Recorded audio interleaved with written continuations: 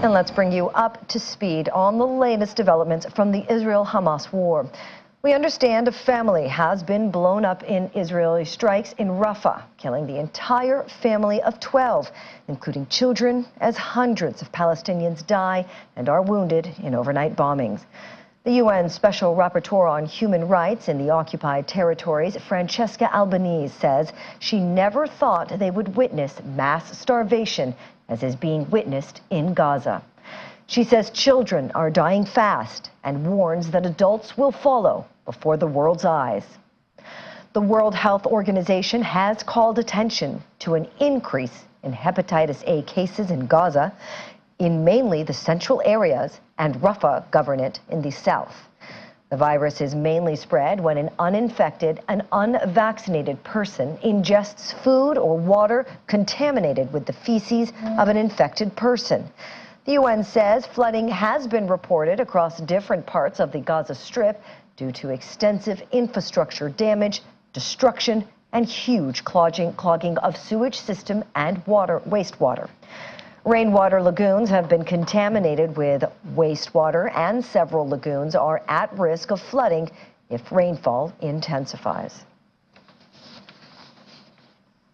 And to other updates, Houthi rebels have hit a U.S.-owned cargo ship with a ballistic missile off the coast of Yemen. The bulk carrier, Gibraltar Eagle, which is transporting steel products, was about 160 kilometers offshore in the Gulf of Aden when it was hit. The United States Military Command for the Middle East, which reported this, says the vessel sustained no injuries or significant damage. The Marshall Islands flagged vessel is continuing on its journey in the Gulf of Aden. Hours earlier, CENTCOM claimed another missile fired in the direction of a U.S. destroyer in the Red Sea had been intercepted and shot down by a U.S. fighter jet. The Houthis have been attacking commercial ships in the Red Sea that the group says are linked to Israel or bound for Israeli ports as a show of support for the Palestinians and Hamas in Gaza. And the UN Undersecretary General for Humanitarian Affairs and Emergency Relief Coordinator Martin Griffiths says he's deeply alarmed by recent statements by Israeli ministers regarding plans to encourage the mass transfer of civilians from Gaza to third countries. Adding his voice to the observation, the Assistant Secretary General for Human Rights, Ilse Kahri, says Israel has only made scant provision for those evacuated from Gaza. The U.S. Ambassador to the United Nations, Linda Thomas-Greenfield, says Palestinian civilians in Gaza must be able to return home as soon as conditions allow. Palestinian civilians in Gaza must be able to return home as soon as conditions allow. Just this week, while in the region, Secretary Blinken announced that Israel has committed to have the United Nations send an assessment team to the north of Gaza. The United States has also made clear that civilians must not be pressed to leave Gaza under any circumstances. We unequivocally reject statements by some Israeli ministers and lawmakers calling for a resettlement of Palestinians outside of Gaza. These statements, along with statements by Israeli officials calling for the mistreatment of Palestinian detainees or the destruction of Gaza, are irresponsible, inflammatory, and only makes it harder. Israeli confession or denials are irrelevant. Their actions speak louder enough, and action speaks louder than words. Israel wants the Palestinian people to choose between destruction and displacement, between genocide and ethnic cleansing. You need to act now to stop the genocide underway, to save lives, to put an end to this carnage and to restore life in Gaza. There is no forced displacement. As Israel's Prime Minister said 2 days ago, Israel has no intention of displacing the population in Gaza. Israel is solely fighting Hamas terrorists, whose core strategy is to use Gazan civilians as human shields and who have converted every inch of Gaza to a terror war machine. Egyptian Foreign Minister Sameh Shoukry has hosted his Chinese counterpart, Minister Wang Yi, as Mr. Yi began his Africa tour in Cairo. The two officials gave a joint press briefing addressing the ongoing crisis in the Gaza Strip and the escalating tensions in the Red Sea.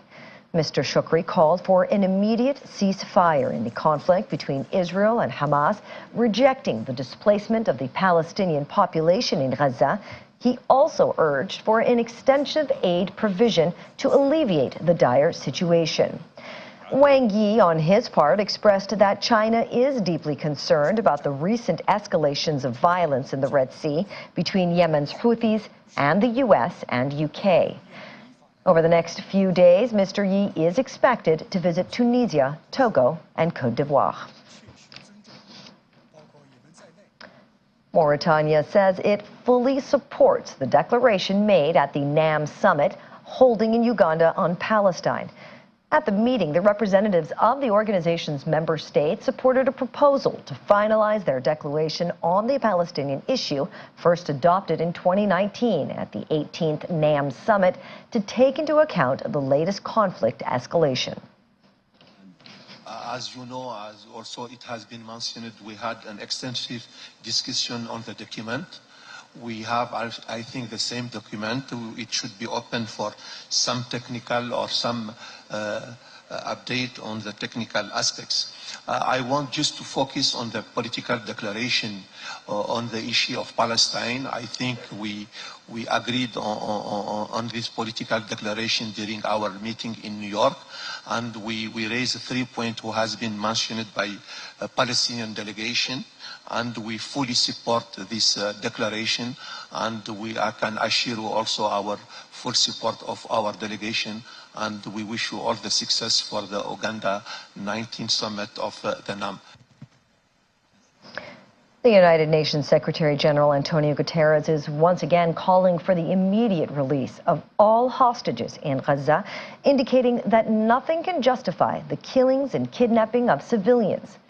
Addressing journalists at the United Nations headquarters in New York, Mr. Guterres also addressed the humanitarian crisis in the Gaza Strip, where starvation coupled with diseases are taking a hard toll on residents.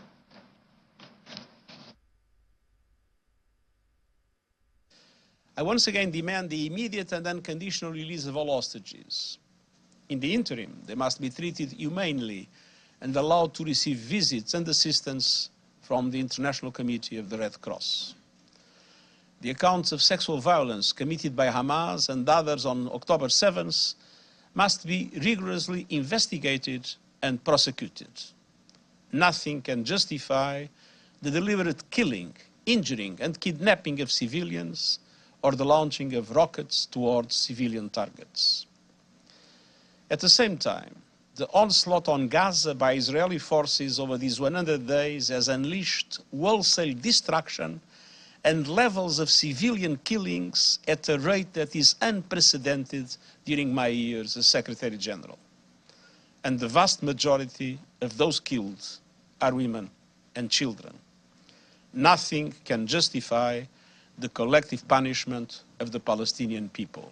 While there have been some steps to increase the flow of humanitarian assistance into Gaza, life-saving relief is not getting to people who have endured months of relentless assault at anywhere near the scale needed. The long shadow of starvation is stalking the people of Gaza, along with disease, malnutrition, and other health threats. And I'm deeply troubled by the clear violation of international humanitarian law that we are witnessing. Meanwhile, the cauldron of tensions in the occupied West Bank is boiling over with heightened violence, compounding an already dire fiscal crisis for the Palestinian Authority. Tensions are also sky high in the Red Sea and beyond, and may soon be impossible to contain. I have serious concerns about daily exchanges of fire across the blue line. This risks triggering a broader escalation between Israel and Lebanon and profoundly affecting regional stability. Stop playing with fire across the blue line. de-escalate and bring hostilities to an end in accordance with Security Council Resolution 1701. We cannot see in Lebanon what we are seeing in Gaza, and we cannot allow what has been happening in Gaza to continue. And speaking of starvation, the latest integrated food security and nutrition phase classification has found devastating levels of food insecurity in Gaza. The World Food Program says Gazans struggle daily and desperately search for food as everyone aims for survival. Some days, adults sacrifice their food so children can eat. People often go the entire day and night without eating.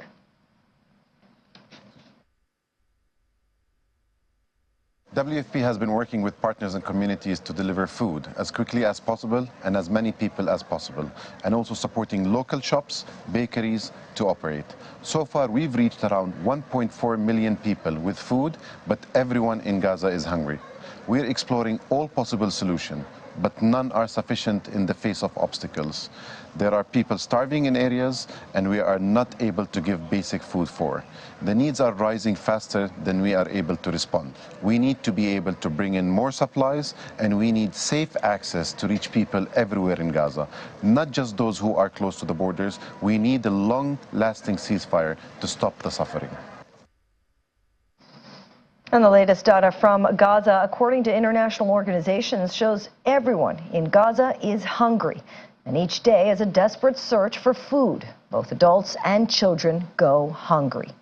The latest integrated food security and nutrition phase classification report finds devastating levels of food insecurity in Gaza. It confirms that the entire population of Gaza, roughly 2.2 million people, are in crisis or worse levels of acute food insecurity. You know, the life they once had is gone, and probably gone for such a long time. So there's a degree of shock, and there's a degree of despair, and I think there's a sort of a hopelessness that's there as well, because they don't see any answers to what it is they then face ahead.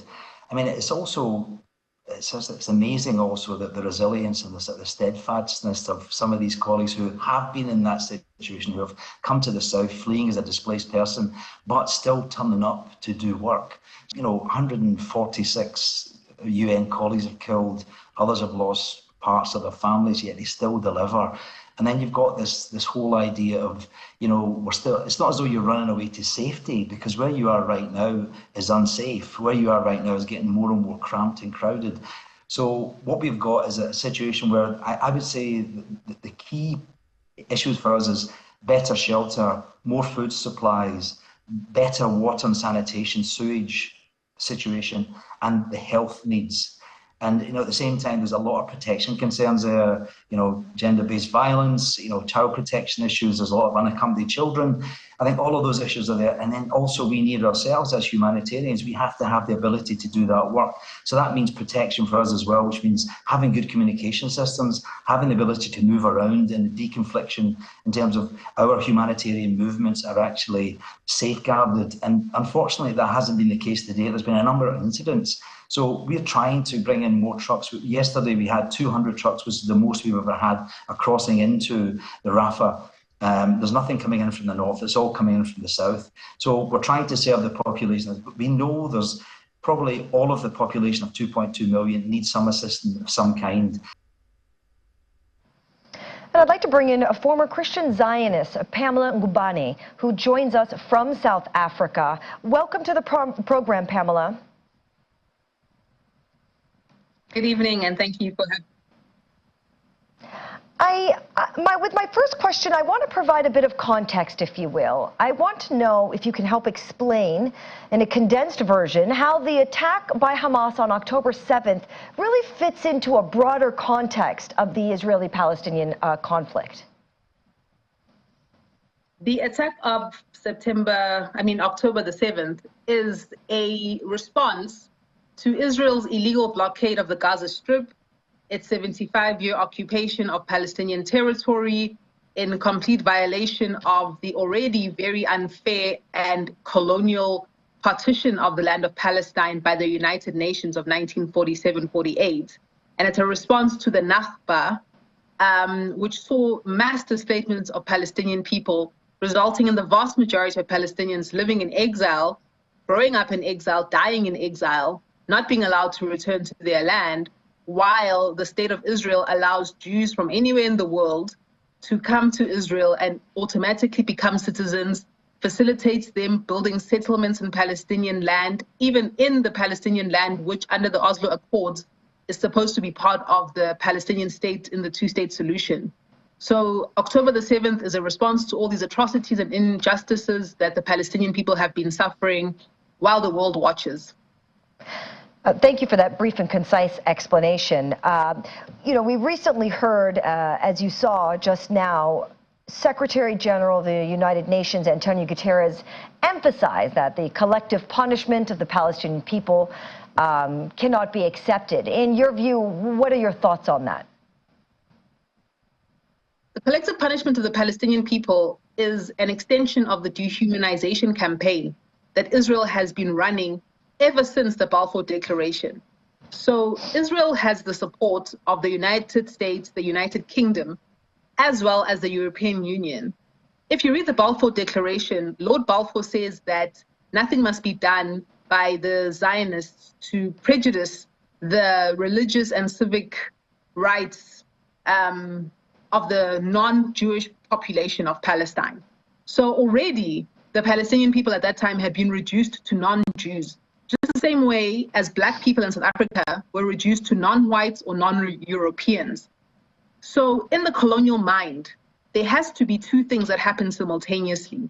First, the imperial agenda needs to be made sacred, to be made to appear to be in the service of God. And at the same time, there has to be a dehumanization of the native population whose land and resources are being stolen at the barrel of a gun through force. So what the collective punishment is once again a continuation of the 75 years of ruthless occupation, colonial expansion of the Zionist movement. And it's not something that should surprise us, because if you look at the Nakba, that was collective punishment. If you look at the violation of the Oslo Accord, that is collective punishment. If you look at how water is being diverted to Jewish settlements, illegal Jewish settlements in the West Bank, that is collective punishment of the Palestinian people. So what is happening now is basically an expression of the microcosmic environment of Zionist racism and hatred of the Palestinian people. And tell me, Israel has presented its defense at the ICJ court. In your opinion, Pamela, how effective was their defense, and did they address the concerns raised about the alleged oppression of the Palestinian people? The Zionists are masters of using truth to disguise lies. So their most compelling argument was that on a technicality, South Africa had not followed the full gambit of the consultation process that should exist between states that are in a dispute. However, South Africa also has a point that the killing that's happening in Gaza is so extreme that to wait for Israel to respond and to engage in negotiations is not going to help the Palestinian people who have been suffering so long. As well as, I would add, that the South African government is probably very much aware that Israel is a master of obfuscation and a master of wasting time. If you look at the Oslo Accords, the Palestinians will tell you that when the negotiations went beyond the academics in Oslo to the Camp David process, the Israelis would waste time, they would spend time getting drunk and not waking up on time to negotiate. When the Palestinians started to talk seriously, they'd be like, oh, let's go have some food. And then they'd spend all the day eating and singing. So the Palestinian people and their allies know exactly the deceptive tactics that Israel has been using for all these decades to get away with not being accountable for their colonization of Palestinian land. And so you can forgive South Africa for actually being skeptical that Israel was ever going to engage in any sort of dialogue to bring this to an end. And that's pretty much the only thing that they have going for them in terms of a realistic and compelling argument against South Africa's case. Everything else was playing the victim, pretending that they are the ones undergoing a Holocaust, which is exactly what all colonizers do. They are the victims. Somehow, the people who are stealing the land of other people, killing other people's children, reducing other people to completely inhumane circumstances are the victim. And because the Zionist movement, which is a global movement, has such a strong hold on the media of this planet, many people are not aware of how dire and how diabolical the situation of the Palestinian is at the hands of Israel.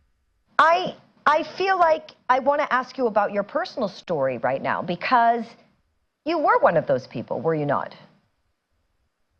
Yeah.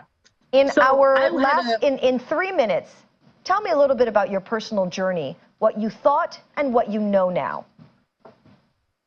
Yes, so there is a manipulation of the Christian gospel and a manipulation of the Bible as a whole, which is being used just like how during apartheid in South Africa, the Afrikaners used the Bible to justify their colonization of South Africa and their dehumanization of the Black people, pretending that it was God's will that they take this land and civilize us all and teach us how to be Christians. So similarly, Christian Zionism has been co-opting the gospel and the Bible in the service of Zionism. So when I had my born-again experience, as we say in the evangelical sector, of re-embracing Christianity, I started watching a lot of Christian programming on TV, and it was Christian Zionist. Now, the problem is this: while there was all this Christian Zionist programming on TV, there was no counter voice to Christian Zionism. So in my mind, being completely theologically untrained, not knowing anything really about the Bible, I assumed that it was a valid position for me to hold to support the state of Israel, because there was no one else telling me emphatically as a Christian Zionist were telling me, that Israel is an apartheid state, it's a colonial state, and it is a state that is premised on the genocide of the Palestinian people. And so I believed that being a Christian Zionist was a fuller expression of my Christianity. It was only later on, after I had been employed by an organization called South African Friends of Israel to represent Israel in South Africa, and particularly amongst the Christian people, and in particular Black Christian people, that I started to see, with the swearing in December 2022 of the right-wing government of Benjamin Netanyahu, that actually Israel is not what it presents itself as. And like I say, and you've got about 30 seconds to tell me what it is. Pardon me. Yeah. The Zionist media is very strong. The South African media and media across the world cannot hold a candle to the propaganda that Israel puts out. They have a whole department in their Ministry of Foreign Affairs directly engaged in propaganda. And so I was bamboozled like so many people. But when I realized what Israel was by doing research outside of the Zionist narrative, that's when I saw that what I was supporting was actually a lie. I was supporting the wrong side. And because the crimes that Israel has been doing under the cover of their media control was so horrific to me, that's why I changed sides. I could have just walked away and said, I don't care about this conflict, but I had to take sides because the thing to do is to oppose and expose the evil that the Zionist movement actually is. Pamela Ngubane, thank you very much. Thank you very much for having me.